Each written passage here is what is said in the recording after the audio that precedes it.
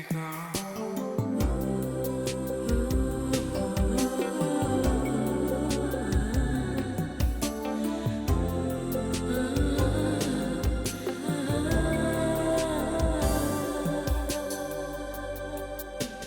girl, 너의 눈에 비친 나의 모습이 너무 슬퍼 보여. 우는 건 아니야. Hey girl, 다만 너를 사랑할 수 없었던 내 모습이 너무 초라해 보일 뿐. 슬픔이 내게 필요하다면 눈물을 미리 준비해둘게. 그것이 네가 바랬던 거라면 슬픔마저 참아야 한다면 받아들일게. 너를 위해서 나 혼자 슬픔을 감추며 You're my lady, 너의 마음속에 나의 눈물을 그림처럼 그려 내게 보여줄 수 있다면 You're my lady, 너의 사랑으로 이르는 길이 이렇게 길고 슬프지만은 않았을 텐데 한 번만이라도 나를 위해서 말해줄 순 없나 그대여. 아주 흔한 날 사랑한다고.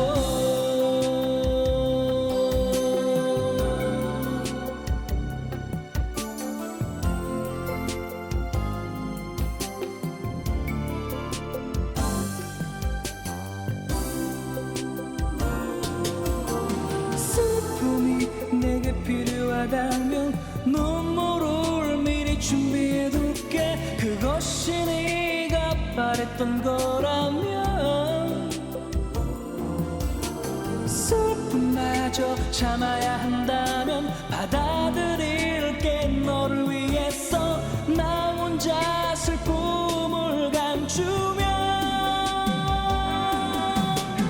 네가 내 곁을 떠난 이유를 내게 말해줄 필요는 없어. 너만 널 사랑했던 날 아름답게 간직하면 돼. 기억될 수 있는 추억을 모두 지워버리려 하지마. 멀어지는 슬픔 속에서 너를 기다리고 있을게.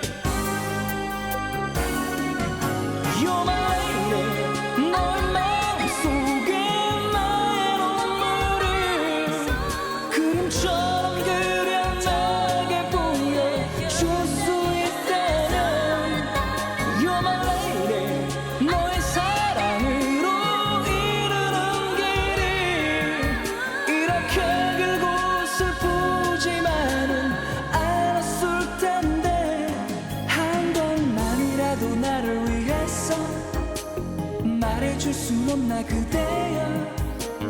아주 흔한 날 사랑한다고.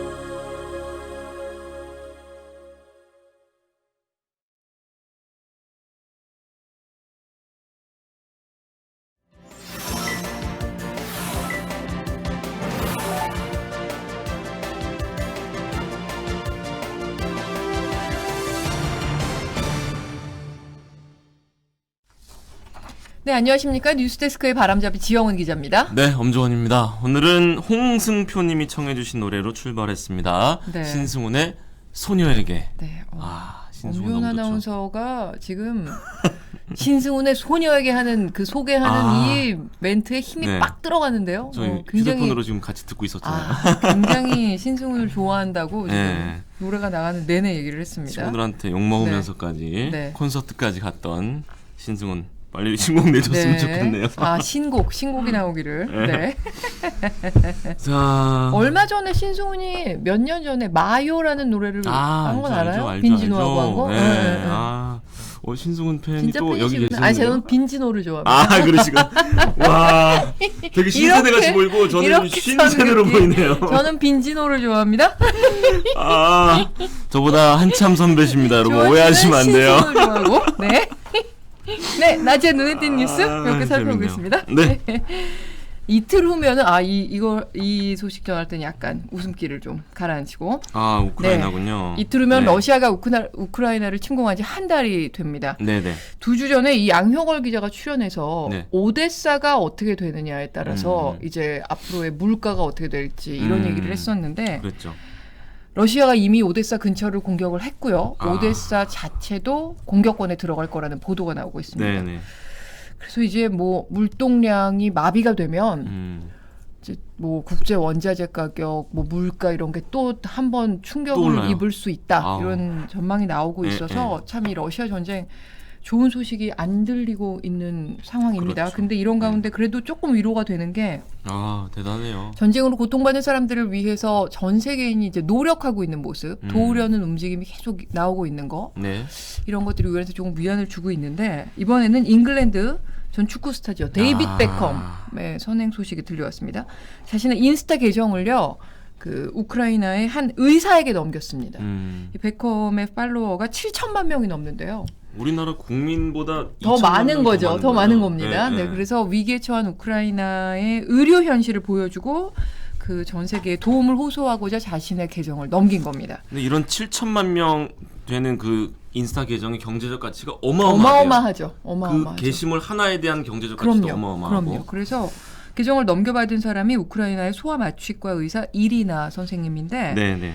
이 이리나 선생님은 우리가 전쟁 중에 어떻게 일을 하고 있는지 보여주겠다. 그러면서 이 넘겨받은 계정에 우크라이나 환자들이 생활하는 모습이 담긴 영상과 사진을 올렸습니다. 네. 그러면서 이런 글을 올렸어요. 전쟁 첫날 모든 임산부들이 지하실로 대피했지만 의료 장비에 의존해 집중 관리를 받는 아기들은 데려오지 못했다. 네네. 그래서 우리가 다 함께 끔찍한 시간을 보냈다. 이렇게 올렸고 당신의 기부와 도움이 지하실의 아기들에게 큰 도움이 된다. 이렇게 호소를 했습니다. 네. 뭐 방금 경제적 가치 말씀드렸습니다만 사실 더 중요한 건 이 계정의 영향력이잖아요. 그렇죠. 정말 널리 전 세계에 퍼져서 네. 좀 좋은 선행이 이렇게 좀 선순환되기를 바라는 네. 마음입니다. 네. 지금 삐까뻔쩍님이 팔로워 다 떨어져 나가면 어떡하냐 이렇게 그 댓글을 올려주셨는데 설마요. 아이, 베컴 팬들이 네. 7천만 명인데 그 베컴의 마음을 또 고스란히 그럼요. 받아서 네. 퍼뜨리지 않을까요? 네. 좋은 그리고 마음을. 어쩌면 여기에 동참하려는 다른 팔로워들이 더 늘어날 수도 그럴 있지 수도 않을까. 있죠. 그럴 수도 그렇게 있죠. 기대를 해보겠습니다. 네. 자, 주원 씨는 어떤 뉴스를? 네, 다음 소식도 자막으로 먼저 네. 띄워주시죠. 여의도 벚꽃길과 관련된 내용입니다. 3년 만에 열려요. 네. 2019년에 열리고 뭐 아시다시피 21년에는 열릴 수가 없었죠. 그렇죠. 그런데 다음 주 목요일부터 그 다음 주 금요일까지 네. 그러니까 31일부터 다음 달 8일까지 네. 열리는데 서강대교 남단에서 의원회관 사거리까지 약 1.7km 구간입니다. 그런데 통행만 되고요. 축제는 없습니다. 네. 개방 시간은 평일 오전 9시부터 오후 10시, 주말은 오전 8시부터 밤 10시까지 네. 열리고요. 네. 벚꽃길 진출입로 가운데 차단되는 곳이 있고 네. 또 여러 가지 그 통제 차량 운행이 막히는 곳도 있으니까 관련 정보를 확인하신 후에 가셔야 그 일주일 동안 불편을 겪지 않으시겠죠? 네. 네.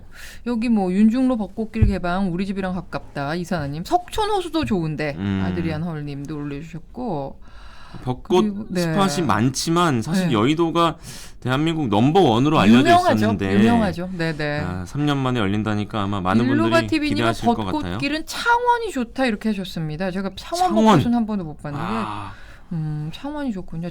진해가 창원이랑 다른 데인 거죠? 다른데 네. 예. 네네. 경남, 진해도 벚꽃. 창원. 네. 벚꽃길 정보도 주시면 저희가 4월 초에도 저도 한번 가보겠습니다. 저희 벚꽃 관련된 소식도 4월에 다루면 좋겠네요. 그러니까요. 전국에 네. 좋은 지점이 많으니까요. 네. 자, 낮에 눈에 띈 소식 2개 살펴봤고요. 아시죠? 8초 후에 세안대학교 배종호 교수님과 돌아오겠습니다. 네.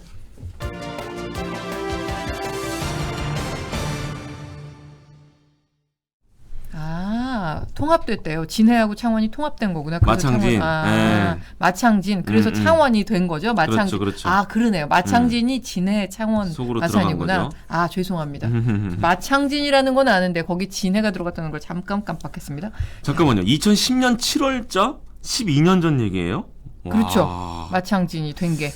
마창진이 된 게 오래됐어요. 그럼요. 네. 그러게요. 네. 그러게요. 근데 그 진해라는 걸 잠깐 깜빡했습니다. 죄송합니다. 어서 오십시오. 안녕하십니까. 네, 아, 마창진을 반갑습니다. 얘기하느라 인사가 늦었어요. 아, 그러게요. 기다리는데요. 죄송합니다만 시청자가 먼저라서. 네. 댓글을 읽는 동감입니다. 게 먼저라서. 네. 자, 뭐 본론으로 빠르게 가보겠습니다. 네. 뭐 청와대 이전 뭐 난리도 아닙니다 지금. 계속되고 있어요. 네.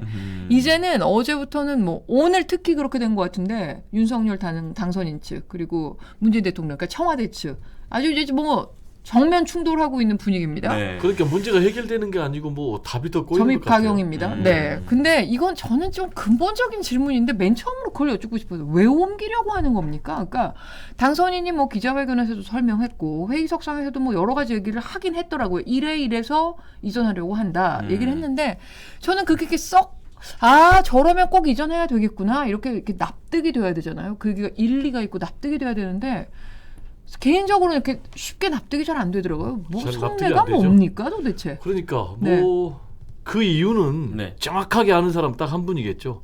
윤석열 대통령 당선인이겠죠. 당선인. 네. 근데 이제 우리가 논리적으로 좀 뭐 추측을 할 수밖에 없는데요. 네. 일단 당선인은 왜 그렇게 옮겨야 되느냐? 네. 라는 것과 관련해서 본인이 이제 두 가지를 얘기를 했어요. 예. 첫 번째로는 제왕적인 대통령 권한을 내려놓겠다. 네. 그 일환으로 청와대를 국민 여러분께 돌려드리겠다. 네. 그거 하나를 얘기를 했고 두 번째로는 한 번 들어가면은 절대 못 나오더라. 문재인 대통령도 마찬가지 YSDJ. 네. 그러니까 나는 아예 안 들어가겠다. 그래서 이 취임 두 가지 전화하겠다.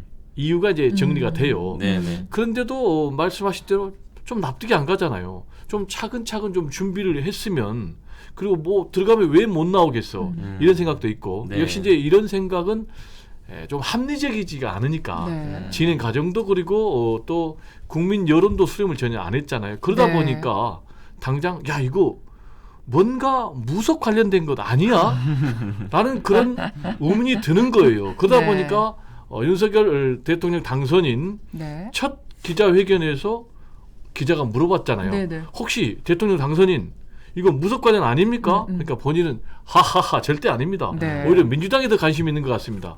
라고 했겠지만은 내부에서 즉 이재호 전 의원 같은 경우도 이거는 무속 빼놓고는 얘기가 안 된다. 라고 지금 얘기를 하고 있고 당연히 네. 민주당에서는 무속 아니야? 라고 얘기를 하고 있단 말이에요. 뭔가 말씀하신 대로 합리적이지가 않으니까. 그래서 저도 좀 뭔가 이유를 골똘히 좀 생각을 해봤어요. 그랬더니 본인의 캐릭터가 아닌가.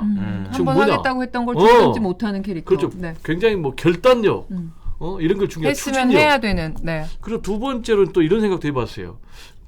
윤석열 대통령 당선인의 리더십 스타일 아닌가.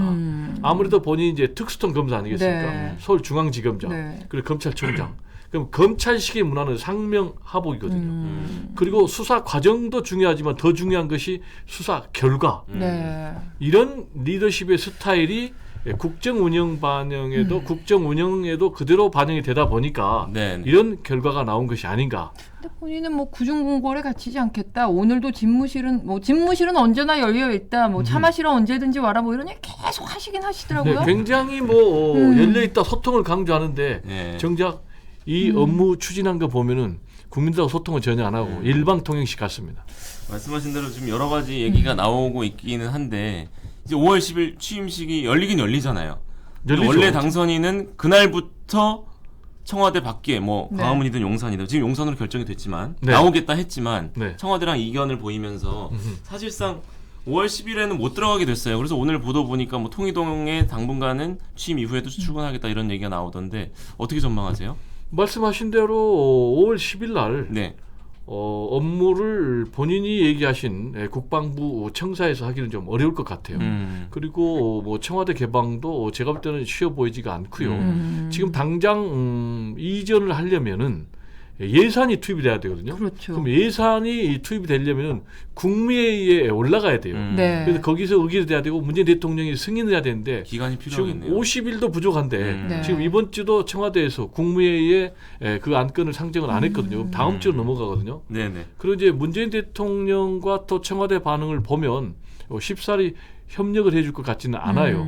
그렇다면 말씀하신 대로 5월 10일 날 네. 본인이 주장해왔던 용산 국방부 청사에서 업무를 시작을 못하는 거죠. 그럼 어디서 시작할 거냐 물어봤더니 이 김은혜 대변인 같은 경우 그러면 우리는 통이동에 네. 인수위 사무실에서 우리 할 그대로. 수밖에 없다. 그래서 제가 볼 때 이제 거기에서 업무를 시작할 수밖에 없는 상황이고요. 문제는 그럴 경우에는 경호 문제가 나옵니다. 네. 일단 인수위 사무실에 방탄 유리가 아니거든요. 그래서 다 방탄 유리를 해야 되고, 그리고 또 출퇴근 시에 교통 혼잡은 불가피하고요. 그다음에 또 문제가 되는 것이 뭐냐면 관절은 그럼 어디서 할 거냐? 네. 청와대도 아니고. 그래서 지금 나오는 게 이제 세 가지 선택지가 있거든요. 서초동 자택을 그대로 쓰는 방법 하나, 자택. 그리고 또 한남동 공간을 쓰는 방법 하나, 네. 그리고 청와대 인근에 또 모처를 준비한다라는 이제 그런 얘기가 있거든요. 그래도 역시 출퇴근하다 보니까 그럼 이제 경호 문제 등등이 굉장히 나오는 그런 문제를 안고 네. 있습니다. 아 통이동은 일단 임시로 쓴다는 건데도 지금 관저에 대한 얘기가 그렇게 여러 설이 나오는 거군요. 그러니까 어쨌든 관제를 정해야 되잖아요. 그렇죠. 정해야죠. 음. 그리고 서초동에서 통이동까지 출퇴근을 하기에는 너무 이제 그 시간에 교통이나 이런 것들이 문제가 되니까 가까운 데다 모은 거 교통도 문제지만 경호가 문제가 되는 그렇죠. 거죠. 네네. 네. 그러면 집무실은 그렇고 네. 그리고 또 다른 측면에서 바라보면 청와대 개방 문제가 있잖아요. 국민에게 개방하겠다. 그거는 그러면 5월 10일에 이루어지는 건가요? 뭐 제가 볼 때는 연동돼서 네. 청와대 개방도 어려울 것 같아요. 왜냐? 일단 청와대를 5월 10일 날 땡 하면은 개방을 국민들에게 하려면은 네. 그 전에 다 준비를 해야 되잖아요. 네. 근데 다 문재인 빼야죠. 대통령 네. 입장에서는 아니다. 내 임기는 5월 9일 날 자정까지고 나는 그때까지 안보 공백을 절대 용납할 수가 없다. 1분 1초도 허투루게 보낼 수 없다라는 입장이지 않습니까? 네. 근데 청와대에 뭐가 있냐면은 위기관리센터 시스템이 있어요. 네, 네, 네. 이거는 군사 안보만 연결된 게 아니고 소방 그리고 뭐 자치단체 그리고 다 연결돼 있단 말이에요. 네. 그래서 이거를 이제 문재인 대통령께서는 5월 9일 자정까지 가동이 되도록 한다고 그러니까 나올 수가 없는 거죠. 그럼 이제 또 나오려면 그 전에 뭐 청와대 뭐 기록이라든지 문서라든지 다 또는 뭐 빼야죠. 군사시설, 네. 안보시설 그거부터 다 옮겨야 철거를 해야 되는데 그러면은 결국은 5월 10일 날 네. 개방을 못하게 되는 거죠. 그럼에도 불구하고 지금 윤석열 대통령 당선인은 5월 10일 날 개방한다고 그러니까 어떻게 개방을 할지 좀 지켜봐야 되겠습니다. 근데 또 이제 이게 갈등이 더 첨예해진 것이 이제 청와대의 오늘 그 반박이라고 할 수 있겠죠. 네. 어제 오전까지는 인수인계 최대한 협조하겠다 이렇게 얘기를 했었는데 전향적으로. 네, 근데 오늘 다시 이제 무리다. 무리다. 그랬죠. 무리다. 네. 이전 계획 자체가 무리다. 또 네. 이렇게 얘기가 또 입장이 또 살짝 달라졌습니다. 그러니까 청와대가 이렇게 입장을 무리다라고 하면서 딱 선을 긋고 있는 배경은 또 뭘까요? 역시 그 배경은 문재인 대통령이 잘 알겠죠. 네. 제가 볼 때는 그래서 교수님께 여쭤보는 크게 네 겁니다. 가지 같아요. 지금 청와대가 네. 밝힌 첫 번째는 안보 공백이거든요. 네. 안보 공백 안 된다. 실제로 지금 전 합참 의장 출신이 11명이 공개적으로 안 된다라는 입장을 밝혔지 않습니까? 네. 특히 이제 지금 이제 군사 안보가 좀 취약해요. 북한이 계속해서 도발하고 있지 않습니까? 네. 그래서 그런 이제 군사 안보 공백 문제가 있는 것 같고 두 번째로는 책임 문제가 있는 것 같아요. 즉 그게 무슨 얘기냐? 만약에 북한의 도발이 있어가지고 네. 뭔가 공백이 생길 경우에 네. 지금 군 통수권자는 누구냐? 문재인 대통령이거든요. 네네. 그럼 5월 9일 자정까지 군사안보 공백이 생겨가지고 뭔가 문제가 된다. 네. 그럼 본인이 다 오롯이 책임을 써야 네네. 되니까 이런 거 신경 쓸 수밖에 없는 것 같아요. 그리고 세 번째는 여론. 아무래도 지금 팽팽하게 여론이 지금 대립하고 있는 상황에서 본인은 또 지지층을 또 의식 안 할 수가 없는 거죠. 그리고 최근의 흐름을 보니까 여론이 더 안 좋아지는 쪽으로 가고 네. 있거든요. 그리고 역시 마지막으로는 제가 볼 때 이게 가장 중요한 것 같아요. 절차를 밟지 않는다고 생각하는 것 같아요. 그게 무슨 얘기냐? 사전 협의가 없었다. 그게 그렇죠. 얘기군요. 내가 지금 네. 예산권도 내 승인 받아야 되고 네. 그리고 군 통수권자니까 네. 국방부라든지 뭐 합참이 옮기려면 당연히 군 통수권자의 명령에 따라야 되는데 네. 지금 전혀 본인하고는 상의조차 상의 없었다는 거 아니겠습니까? 네네. 그리고 일방 통행식을 하다 보니까 문재인 대통령 입장에서는 협조하기가 좀 어려운 상황이 아닌가. 저의 생각입니다. 네. 근데 또 이제 청와대가 이렇게 얘기를 하니까 그 당선인 측과 국민의힘 의원들 또 발끈했습니다. 그래서 그 당선인 측의 그 김은혜 당선인 대변인은 정권 인수인계 협조에 거부다 이렇게 네. 아예 말을 했고요. 국민의힘 국방위원들 오늘 현 청와대가 있지도 않은 안보 공백을 언급하면서 새 정부가 추진하는 정책을 방해하는 행위는 대선 불복이라고밖에 볼 수 없다 이렇게 얘기했습니다. 현 정권과 이제 다음 새 정권이라고 할 수 있는데 이 두 정권의 갈등의 골이 정말 점점 더 깊어지기만 하고 있습니다. 제가 볼 때는요 굉장히 깊어질 것 같아요. 네. 첫 번째로는요 워낙 치열한 대선이었잖아요. 네. 네. 그리고 대선 결과가 0.7%포인트 네, 네. 역대 최소 표차잖아요. 네네. 그런데다가 5월 10일 날 취임하면 바로 6월 1일 날 지방선거가 있어요. 네. 근데 지방선거에 사활을 걸 수밖에 없는 게 네. 일단 윤석열 대통령 당선인 입장에서는 지방선거에서 승리해가지고 그렇죠. 총선에서 승리해서 그렇죠. 여수야대를 바꿔야 되는 분위기를 거예요. 이어가야죠. 네. 그렇죠. 그런데 지금 민주당 입장에서는 대선에서 졌는데 지방선거까지 참패하면은 완전히 그러니까 미래가 지금 없는 사활을 거예요. 걸겠죠. 네네. 그렇죠. 사활을 걸 수밖에 없는 네. 이런 상황에서 네. 지금 문제가 터졌다는 거예요. 네. 그러니까 더 심각하게 양측이 거의 양보를 할 수가 대결로 없군요. 갈 수 있는 네. 가고 있는 상황이 아닌가. 그런데 이제 문제는요. 지금 국내 상황은 너무나 심각하다는 거죠. 네. 아시겠지만 지금 뭐 코로나19 확진자는 뭐 급증하고 네. 있고 네. 그리고 소상공인 자영업자들은 제발 우리 좀 이 살려달라. 얘기만 하고 있을 때가 아니라는 거죠. 그렇죠. 네. 북한은 또 미사일 쏴고 뭐 네. 장사포도 쏴고 물가는 우크라이나 사태 오르고, 때문에 있고요. 물가는 네, 네, 오르고. 네. 그렇죠. 네. 우크라이나 사태 때문에 네. 지금 신냉전 되면서 네. 지금 국제 정세가 흔들리고 있고 이런 상황 때문에 국민들은 지금 뭐 하냐 지금 이런 걱정이 많은데 그럼에도 불구하고 아까 그런 이유 때문에 양측은 더 물고 물리는 대결 전국으로 갈 것 같거든요. 그러면은 무슨 문제가 생기냐 이게 가장 심각한 문제인데요. 지금 극단적인 여소야대 상황이라는 겁니다. 네네. 그러면 윤석열 대통령 당선인 입장에서 국회 협력 없이는 아무 일도 못 한다는 거예요. 그렇죠. 그럼 자칫 잘못하면은 식물 대통령으로 갈 수가 있거든요. 그러면은 윤석열 대통령 당선인 입장에서는 사정 전국으로 몰고 갈 가능성이 높아요. 네. 아무래도 본인이 이제 검찰을 잘 아니까. 그럼 굉장히 아. 불행이죠. 그래서 저는 뭐냐. 빨리 더 이상 그만 싸우고 네. 윤석열 대통령 당선인 그리고 현 문재인 대통령 조건 없이 빨리 만나라 라는 얘기입니다. 그래서 타협 안을 찾아라 그 얘기신 거군요. 그러니까 근데 네네. 네. 그런데 지금 그 상황이면 만나겠습니까? 순수하게 지금 만나겠습니까? 상황을 보면은 지금 만나기는 어렵죠. 왜냐? 네. 지금 어제 이철이 이 정무수석 네. 네네. 그리고 또 장제원 비서실장 만났는데 2시간도 안 해가지고 결렬. 네. 다음 날짜도 못 잡았어요. 네. 근데 여러분 아시겠지만은 역대 대통령 당선인 네. 그리고 또 현 대통령 만나자고 해가지고 취소시킨 건 이번이 처음입니다. 늦어진 것도 이렇게 늦어진 것도 네. 처음이에요. 네. 그리고 역대 보면은요 통상 10일 안 넘기고 다 만났어요. 네. 딱 한 번 예의가 있었습니다. 김영삼 대통령 당선인, 네. 노태우 대통령 18일 만에 만났습니다. 네. 근데 벌써 13일이 흘렸거든요. 그럼 이런 상황으로 보면은 18일 넘는 또 최악의 기록을 만들 수가 있거든요. 네. 그러면 어떻게 해야 되느냐? 제가 볼 때는 일단 조건 없이 만나야 됩니다. 네. 문재인 대통령이 얘기를 했잖아요. 조율이고 뭐고 필요 없다. 네. 만나자. 일단 만나야 된다. 네. 네네. 만나서 제일 좋은 것은 한 방에 다 털어버리는 거예요. 그러면 안 되면 어떻게 되겠습니까? 또 만나고 또 만나고. 참고로 지난번에 YS 네. DJ 대통령 당선인은 8번이나 만났습니다. 그래서 일단 만나시라 라는 얘기를 좀 강조하고 싶습니다. 국민들 반응은 어때요? 여론조사 결과가 나왔다고 했는데. 네. 여론조사 결과는 좀 안 좋게 나왔어요. 굉장히 안 좋게 나왔거든요. 미디어 토마타가 네, 네, 조사를 네. 했는데 오늘 네. 보니까 네. 찬성이 33, 네. 반대가 33. 58. 네. 거의 반대 여론이 청와대 집무실 이전 관련해서 2배 가까이 3대 6이군요. 높거든요. 네. 그리고 이 MB 사면 여부에 대해서 좋지 않아요. 네. 그것도 반대는 58, 네. 찬성은 38, 네. 20%포인트 차이가 네. 나거든요. 그러면 문제는 이렇게 되면은 문재인 대통령 입장에서는 아무래도 여론을 의식할 수밖에 없는 거죠. 선뜻 협조했다가 본인도 네. 함께 덤터기를 쓸 수밖에 그렇죠. 없는 이런 상황. 자, 여기에다 더 안 좋은 게 뭐냐. 지금 현재 윤석열 대통령 당선인의 국정 수행 전망 조사가 있거든요. 네. 이게 지난주에 이게 52.7, 네. 이번에는 49 떨어졌어요. 근데 역대 대통령 당선인들 같은 경우 MB는 79%, 네.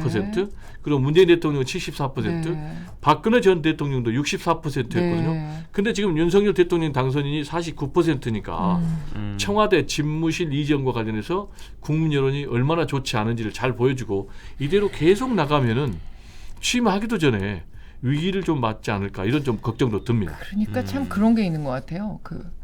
국민들이 원하는 정책이 있고 본인이 하고 싶은 정책이 있는데 그렇죠. 국민들이 원하는 정책이 우선이 돼야 되는데 기자들도 마찬가지 아닙니까? 자기가 원하는 기사만. 독자들이 보고 싶어하는 기사가 있고 시청자들이 보고 싶어하는 기사가 있고 자기가 쓰고 싶은 기사가 있는데 그걸 딱 균형을 맞추는 게 굉장히 중요하잖아요. 그래서 저는 네. 윤석열 대통령 당선인에게 본질을 잡아라라는 얘기를 하고 그러니까 싶어요. 말입니다. 본질이 네. 뭐냐면 지방제 대통령제 내려놓겠다. 그리고 국민과 소통하겠다 그러거든요. 근데 정작 청와대 집무실 이전하는 데 있어서 국민의 의견을 수렴하는 절차는 전혀 없었어요. 네. 공청회 한 번도 없었어요. 근데 이게 어떤 일이냐면 국가의 기틀을 바꾸는 일이라고도 볼 수가 있어요. 그게 무슨 네. 얘기냐. 본인만 근무하고 떠나는 것이 아니고 그렇죠. 다음 대통령, 그 다음 대통령. 실제로 미국의 백악관 같은 경우는요. 1800년도에 완공했습니다. 네. 그래서 지금 200년 넘게 쓰고 있습니다. 그러면 200년 넘게 우리나라도 이어질 그런 대사인데 여론 수렴 절차 없이 일방 본인의 의지대로 가는 것은 좀 문제가 있지 않나라는 네. 생각이 좀 듭니다. 시간 관계상 저희가 이 뒷얘기를 듣기는 하나만 더 여쭤보겠습니다. 그렇죠. 이거 아까 제가 말씀드린 거랑 비슷한 건데요. 지금 아까 교수님께서도 앞서도 말씀하셨지만 0.7%포인트 차이입니다. 그러니까 국민들의 표심이 완전히 딱 정반분돼 있다. 네네. 이런 선거 결과였는데 지금 이제 그래서 반분돼 있는 이 국민들 다 이제 좀 통합을 하자. 더 이상 갈등은 좀 없으면 좋겠다. 이거 누구보다 다 바라고 있지 않겠습니까? 근데 지금 정부 출범도 전에부터 갈등만 깊어지고 지금 당선되고 2주 동안 이 옮기냐 마냐 이 얘기만 하고 있는 거에 국민들 지금 좀 염증을 느낄 것 같아요. 그 걱정되는 좀 우려되지 않으십니까? 이게 통합이 될까요? 어떻습니까? 국민통합은 네. 문재인 대통령도 얘기했고 네. 또 윤석열 대통령 당선인도 얘기했고 네. 그럼 이제 국민통합 또 협치도 얘기했거든요. 그러면 이 첫걸음이 뭘까? 역시 네. 저는 개인적으로 생각을 해봤는데 상호 존중, 네. 배려 이거 아니겠습니까? 근데 지금 이게 완전히 실종됐기 때문에 이런 상황으로 가고 있는 것 같은데요. 아까도 반복드린 얘기인데 네. 빨리 두 분 만나시라. 만나십시오. 허심탄회하게 얘기하시라. 네. 그래, 해결이 국민이 되죠. 보고 있습니다. 네. 알겠습니다. 국민이 원하는 정책을 두 분이 그래도 지금 최고 통치자시고 앞으로 최고 통치자가 되실 두 분이 만나시면 해안이 나오지 않겠습니까?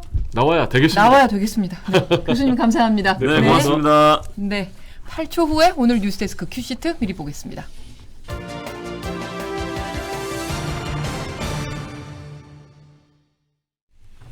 네, 큐시트 네. 산책 바로 시작해 볼까요? 네, 앞서 배종원 교수님하고도 저희가 20분 가까이 네네. 얘기했지만 그 얘기가- 뉴스데스크 큐시트도 역시 그 얘기입니다. 네, 첫 기사가 그거겠죠. 네, 지금 워낙 소식이 많아서 지금 배종호 교수님하고 다 짚지 못했거든요.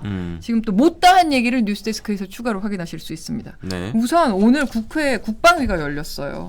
국방위에서도 여야 의원들이 또 집무실 문제 놓고 충돌을 했습니다. 네네. 국방부에 벙커가 있느냐 마느냐 그런 얘기도 거기서 공개를 사실 할 수 없는 얘기거든요. 그래서 그 얘기를 두고도 설왕설래가 있었고 비용이 예상보다 많이 들 거란 얘기도 나왔고 공간도 생각보다 부족하다라는 얘기도 나왔고 그리고 당선인 측과 청와대 아주 성토와 반격을 서슴지 않고 있습니다. 이제 강대강 충돌 양상인데 오늘 뉴스데스크에서 정치팀 기자 출연을 포함한 6곡지에 걸쳐서 이 사안을 정말 속속들이 들여다보겠습니다. 자, 이보다 중요한 건 코로나 아니겠습니까? 네. 코로나 상황도 오늘 큐시트에 반영이 돼 있죠. 네, 특히 방역 당국이 오미크론 변이를 자꾸 계절 독감에 이제 비교를 하곤 하잖아요. 많이 근데 아프다던데요. 경험담은 계절 독감 그렇지 않아요. 그거 죽다 살았어요. 후유증도 장난 아니에요. 이런 경험담이 워낙 많아서 네네. 오늘 이 무시하기 힘든 코로나 그 오미크론 변이의 증상과 후유증을 면밀하게 살펴보는 아이템이 준비가 되어 있습니다. 네. 그리고 오늘 오후 신규 확진자 6시 기준 33만 7,027명입니다. 네. 그러면 오늘 0시가 누적 확진자가 993만 6,540명이었어요. 오. 그러면 저 숫자를 합치면 1000만이 넘네요. 1,027만 3,567명이 됩니다. 드디어 아우. 드디어라고 하면 마치 기다렸다는 것 같으니까 어우, 드디어 1,027만 명이. 그럼 내일 아침 오늘 자정에는 더 많아지겠죠. 그러게요. 그렇죠.